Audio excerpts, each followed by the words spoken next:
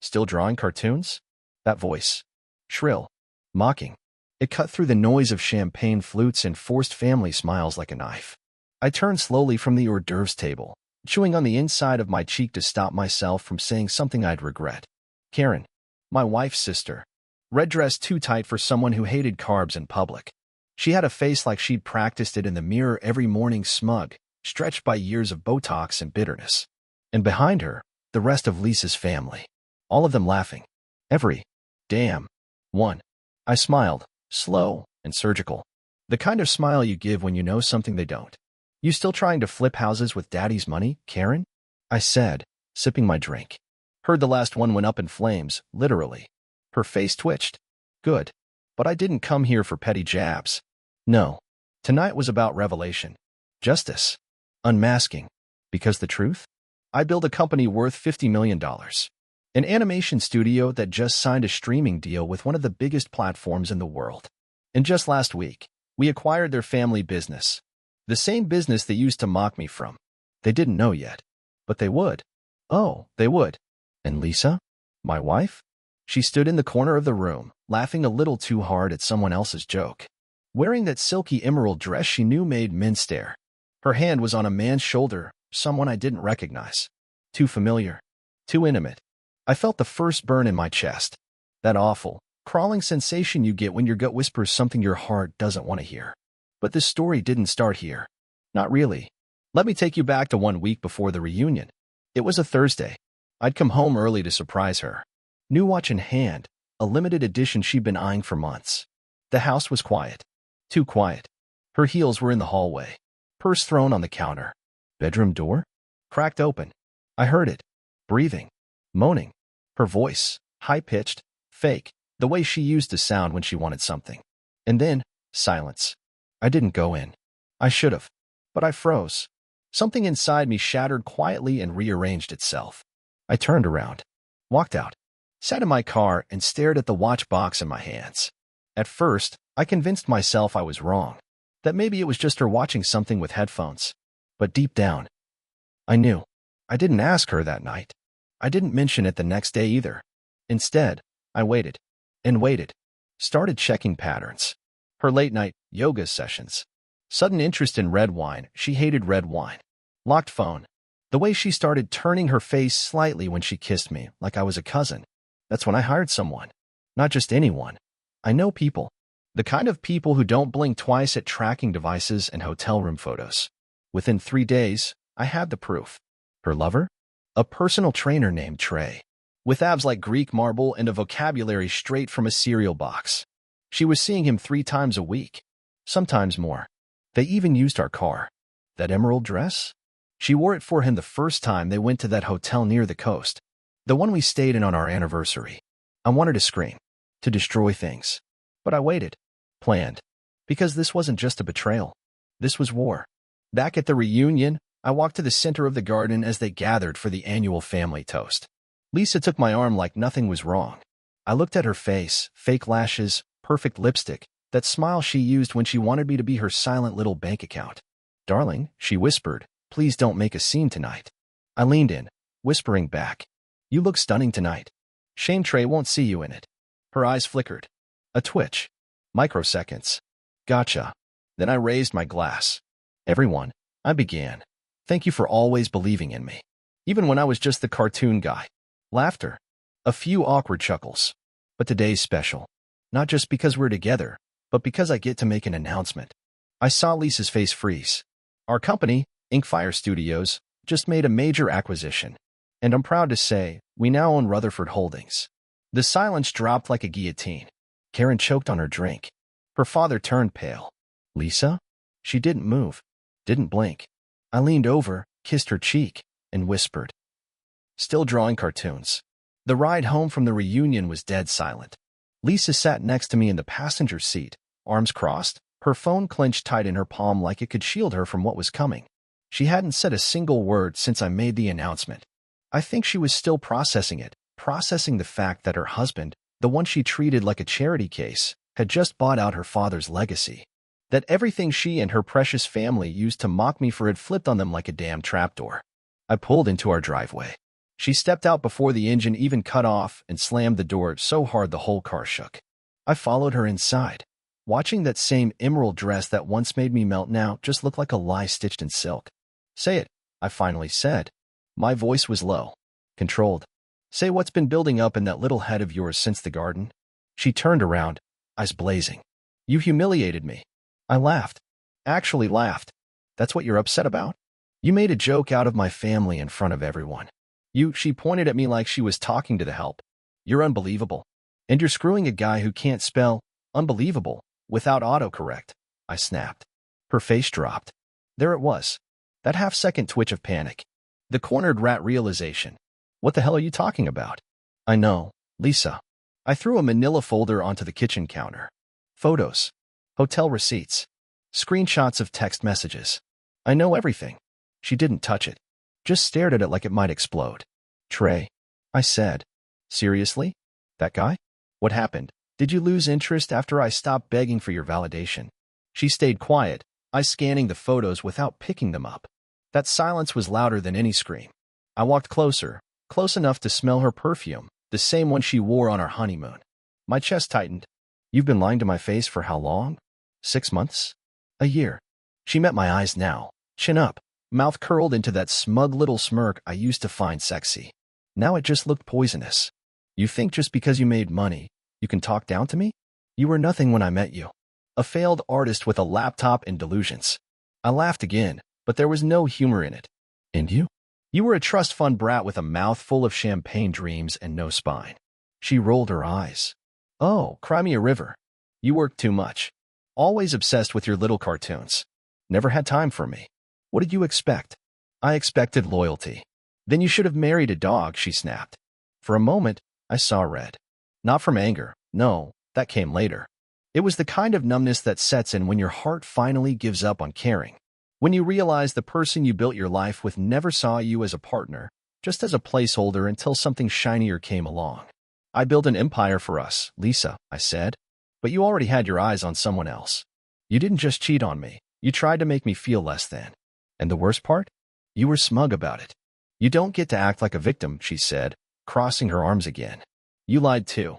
You never told me how successful you were becoming. You kept me in the dark. Don't pretend like that's not betrayal." "Kept you in the dark?" I scoffed. "I brought you along for every step. You just never bothered to look. You were too busy playing the victim in a life you didn't deserve." She opened her mouth to say something else, probably another excuse, but I held up a hand. "I'm done. I'll have my lawyer call you. I want a clean divorce. You can keep your purses and your lies. Just stay the hell out of my way." "You're really doing this," she said. "Walking away?" "I already did, Lisa," I said quietly. "The night I heard you moaning someone else's name in our bed. That shut her up." I grabbed the keys off the hook and walked to the door. Before I left, I turned back. "By the way," I said, "I gave Trey's name to the board of that gym he works at. Told them about the after-hours sessions he's been offering. Might want to look for a new side piece." She rushed toward me, eyes wide, mouth open, furious, but I was already gone. Door slammed behind me. My footsteps on the driveway sounded like thunder in my ears. And in that moment, I wasn't broken. I wasn't humiliated. I was free. I didn't go to a hotel that night. I didn't call a friend or get drunk or cry it out like some hollow cliche. I drove. No destination, no plan, just me, my thoughts, and the low hum of the highway under my tires. The city lights blurred past me like ghosts, and all I could see was her face, that final expression, right before I slammed the door. It wasn't fear. It wasn't regret. It was rage. Not because I caught her. Not because she lost me. Because she lost control. Lisa never loved me. She loved the idea of owning me, of showing me off when it fit her image and dismissing me when it didn't. I was the accessory, the starving artist turned novelty husband. She never bothered to ask how I was making money. She just assumed I wasn't. And I let her. Because part of me still wanted her to love me for me. What a goddamn fool. By the time I pulled into my office parking lot, it was past midnight. The place was empty, dark. But I needed to be somewhere that still made sense. Somewhere I built with my own hands. I sat in the studio's lobby for what felt like hours, watching the reception light blink, listening to silence. Then I opened my phone and made a decision. I posted the photos, the ones of her and Trey. Not on Facebook. Not on Twitter. No. I sent them in a group email. To her family. To her friends. To the board of Rutherford Holdings. Subject line, since you all thought I was just drawing cartoons. No captions. No explanations. Just raw truth. Unfiltered. And then I turned off my phone. The next morning, my lawyer called before sunrise. Lisa had already tried reaching out 6 missed calls before 6 a.m. She was scrambling. My lawyer's voice was calm, collected. We're good to move forward whenever you're ready, Ethan. But I should warn you, she's going to fight dirty. I almost laughed. She doesn't know how to fight any other way. I went home mid-morning to grab a few things. She was there, of course. Sitting on the couch like a queen without a kingdom, hair a mess, last night's makeup still smeared under her eyes. Are you insane? She shouted the moment I stepped in. You sent those pictures to my father. I sent them to everyone, I replied calmly, tossing a duffel bag on the floor. Figured they should know what kind of daughter they raised. You ruined me. No, Lisa, I said, picking up my laptop. You did that. I just gave you the mirror. She followed me around the house, ranting, pacing, throwing blame in every direction but her own. I didn't even listen. It was like watching a puppet with broken strings flail around trying to put on a show for an empty theater. Then she tried a different tactic. Tears. Real or fake. I didn't care. I messed up, she said softly. I was lonely. You were always working. I didn't feel seen anymore. I stopped packing. Turned slowly. You felt unseen? Lisa, I gave you everything. I loved you when you were broke, when your family looked down on me, when you mocked my work. And you repay me by getting railed by some dude with a six-pack and a snapback? She flinched. That was the first time I said it out loud. What do you want from me? She whispered. I want you to disappear. She didn't cry after that. Just glared at me with cold, dead eyes. Like I was the villain in her fairy tale. But it didn't matter. The spell was broken. The illusion shattered. I zipped up my bag, slung it over my shoulder, and walked toward the door.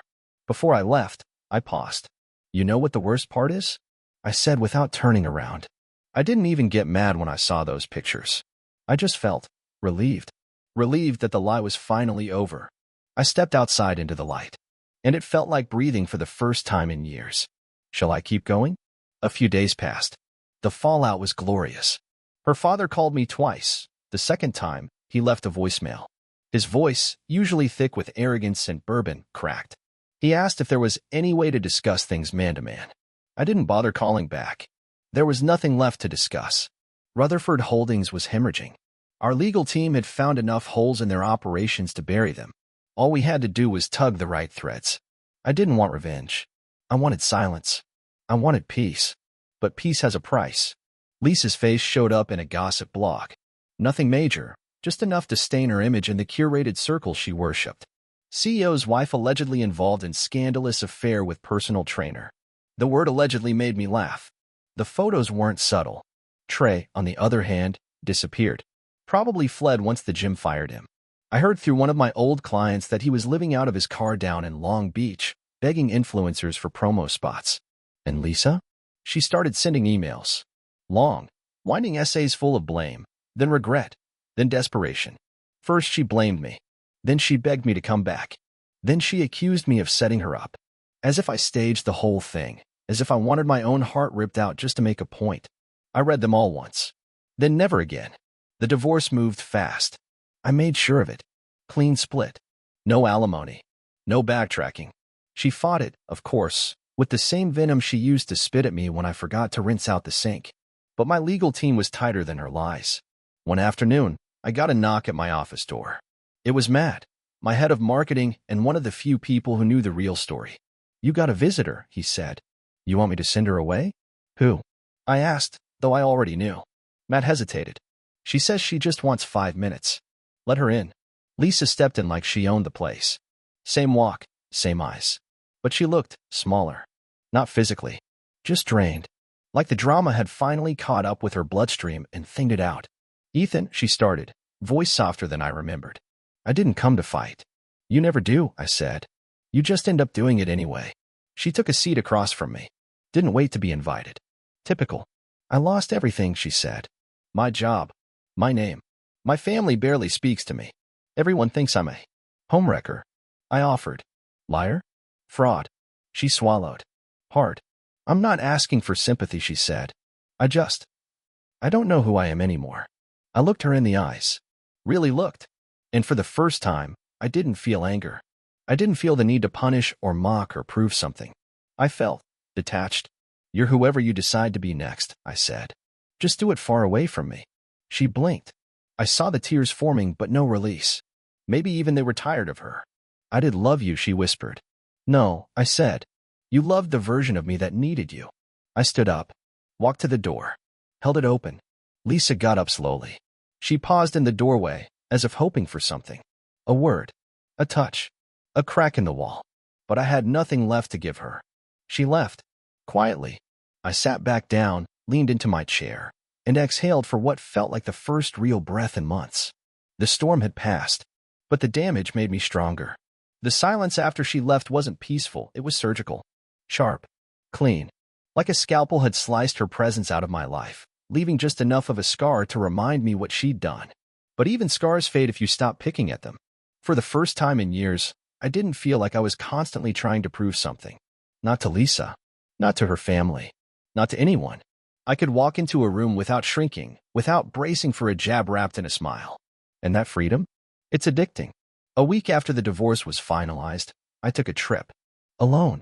No private jets, no five-star resorts. Just me, a rental car, and a cabin upstate where the trees didn't care how much money I had. I left my phone off. Ate simple. Slept deeply. The second night, I stood outside watching the stars. The cold bit through my hoodie, but I didn't care. I thought about the nights I'd lay in bed next to Lisa, pretending I didn't hear her texting. Pretending the glow from her screen wasn't carving lies into my eyelids. I thought about the time I caught her deleting messages before showing me her phone. You don't trust me, she'd said. No, Lisa. I trusted you. That was the problem. I remembered the first time I saw her. Blonde hair, sharp tongue, and those eyes that looked right through me like she was already judging. I should have walked away. But something in me, maybe the part that still needed approval, chased after her like a moth to a bug zapper. Back then, I was still sketching in cafes, getting laughed at by guys in suits. Lisa had a way of making me feel like I was worth something, as long as I didn't outshine her. The moment I started winning without her, she started looking elsewhere. She didn't want a husband. She wanted an audience. And when I stopped clapping, she found someone else who would. On the third day at the cabin, I opened my laptop and started sketching again. Not for the company. Not for a pitch or a client. Just for me. It was messy, rough, stupid. A cartoon of a guy standing in a house full of mirrors, all of them cracked, reflecting different versions of himself. Some smiling, some bleeding, some screaming. It felt good to draw again without expectations. Without the weight of needing to impress someone who saw me as disposable. That night, I got an email. From her. The subject line, just read the article. I'm sorry. I didn't click it. Didn't need to. I already knew what it said. Some performative apology, probably half-written by her therapist or a self-help podcast. Maybe another round of explaining why I drove her to betrayal, like I was the one who pushed her into that hotel room. I hit delete without opening it, and that felt better than any response I could have sent. The next day, I drove home. My apartment felt different. Lighter. Like the walls had exhaled too. I walked into the living room, dropped my bag, and stared at the couch where we used to pretend to be in love. And I smiled. Because I finally understood something. Love doesn't lie. It doesn't sneak around and blame you when it gets caught. It doesn't put you down so it can feel taller. And it damn sure doesn't sleep with someone else while you're out building a future. Lisa taught me that. In the worst possible way, she gave me clarity. And I wasn't angry anymore. I was grateful. Months passed. Seasons shifted. And so did I. Life has a way of quietly rebuilding itself when you stop trying to tape the wreckage back together. I moved into a new place, nothing extravagant, just clean, open, and mine. No ghosts in the closets. No lipstick on wine glasses I didn't pour. Work thrived. The company grew faster than I expected. We launched 2 new animated series, both inspired by real life but masked in metaphor. One of them followed a fox who trusted a snake, the other about a man rebuilding a kingdom after a betrayal. The critics called them raw and honest. Yeah, no kidding. At night, I went home to peace. I started cooking again. Painting. I wasn't trying to fill the silence anymore. I was finally enjoying it. The absence of her voice, her footsteps, her constant need to be adored. It was like removing static from a radio. The signal came through clean. Sometimes I'd bump into people who knew both of us. Mutual friends. They tilt their heads and ask carefully, "How are you holding up?" Like I was a cancer patient still fighting. I'd smile. Best I've ever been. And it was the truth. But healing doesn't mean forgetting. One night, I was at a charity gala for creatives and startups. I wasn't planning to speak, but the organizer asked if I'd share a few words. So I did. I walked up to the mic, looked out at the crowd, half strangers, half people who once laughed behind my back, and I said, "There was a time when everyone in this room saw me as a joke. And the truth is, I let you. I let people define me by what I hadn't achieved yet. I let someone I loved convince me I was less than. Until I realized something. The only people who mock ambition are the ones too scared to chase their own." A few nods. A few dropped jaws. "But that's not a story of revenge," I added. "It's a story of rebirth. Sometimes it takes getting broken to realize what you were made of." After the applause, a woman approached me. Not flashy, not rehearsed, just real. She asked about my work, not my net worth. She laughed at my jokes, not my past. We ended up talking for 2 hours. No pressure, no posing. Just two people, both carrying their own broken pieces, comparing scars instead of hiding them. I don't know what will happen next. Maybe it's just a conversation. Maybe it's the start of something. But for the first time, I'm not chasing anything. I'm not performing. I'm just being. And that's enough. So what did I learn? That love, real love, doesn't come with strings or ultimatums. It doesn't mock you in front of others, or measure your worth by your paycheck. It doesn't lie to your face while planning sleepovers with someone else. It doesn't strip you down to feel taller. If someone makes you feel like you're not enough, it's not because you're lacking. It's because they are. I built a $50 million company while being told I was a joke. I married a woman who only saw my potential once someone else did. I lost her. I lost my illusions. And somehow, in that loss, I found myself again. If you're reading this and going through something similar, hear me. You're not broken. You're just finally seeing things clearly. And clarity? It's the start of freedom. It was a Tuesday morning when I finally got the call I didn't expect, but somehow always knew would come. "Mr. Kane," the voice asked. "Speaking. This is Officer Myers with LAPD. I'm calling regarding an incident involving Elisa Kane. You were listed as her emergency contact." I didn't answer right away. My fingers clenched around the phone. Emergency contact? After everything? She never changed it? What happened? I asked, already hearing sirens in the back of my mind. She was found unconscious outside her condo. Overdose. She's stable now, but she had no one else. I let the silence stretch. "Do you want to see her?" the officer asked. No. God, no.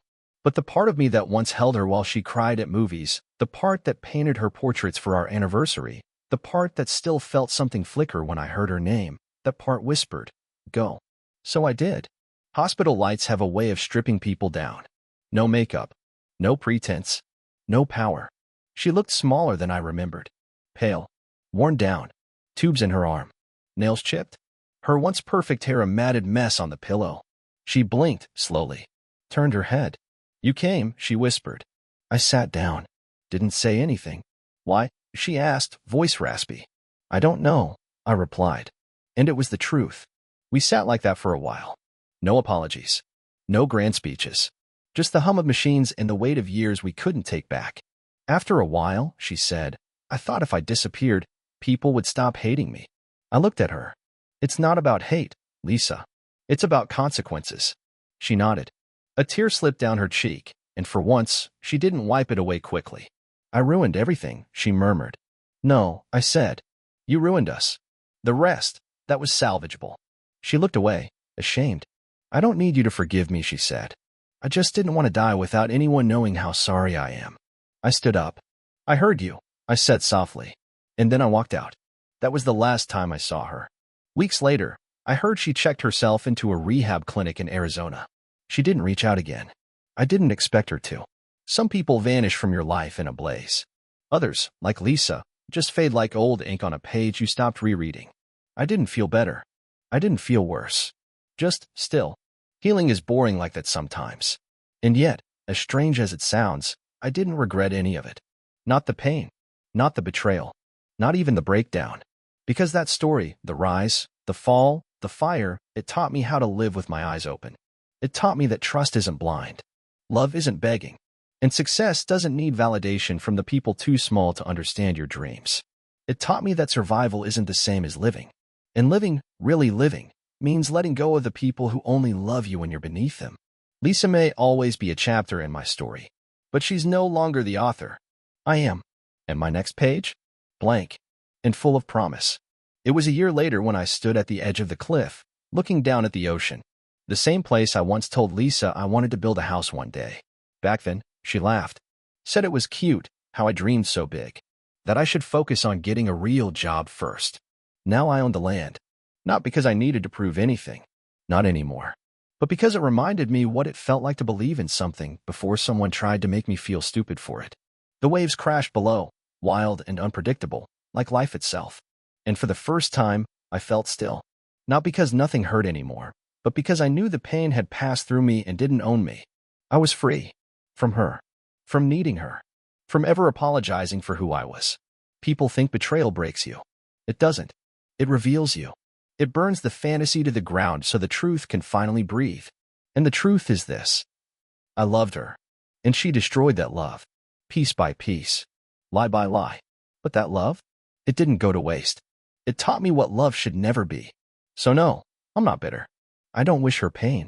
I don't need karma to come knocking. Because I found peace in the ashes. I found strength in the silence. And I found myself buried under years of pretending to be small so someone else could feel big. No, I don't shrink. I don't chase. I don't settle. I live. And if I could tell the man I used to be one thing, just one, it would be this. The woman who makes you doubt your worth is never the one meant to share your kingdom. Let her go. And build it anyway. That's the end. But not my end. Just the beginning of something real.